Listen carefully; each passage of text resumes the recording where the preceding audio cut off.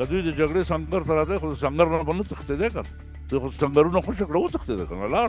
دوی به دا خپل کور ساتلی وی، دوی به دا خپله ستر جنرالي دریشي په خپل ځان کې ساتلی وی. دوی خو په یو پرتوګ کې تښتېدلي دي، یو کمیس سره. نو دا څنګه بېرته راځي؟ یو حرکت موجود دی د صلح په نامه باندې په د افغانستان نه بهر. دا حرکت د افغانستان د ډېرو بېطرفو خلکو حرکت دی. هغه خلک چې واقعا په افغانستان کې وروري، صلح، د ملي یووالي د ټینګښت او جوړېدو دپاره کار کوي.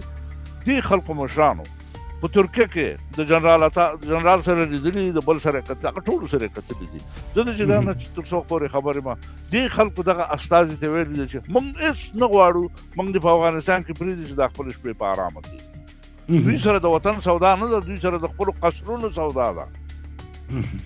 دوی سره دا تخیل دی چې موږ بیا دې غرونو ته ځو، د هغې نه به راښکته کېږو، دا خلک به ټول شړو، پښتانه به ټول قتل عام کوو، دا نور قومونه به وژنو، خپل قصرونه هغه موټر چې ځمکې لاندې لنګ پروزرې 20 دانې خښې کړي دي هغه به بېرته راوباسو.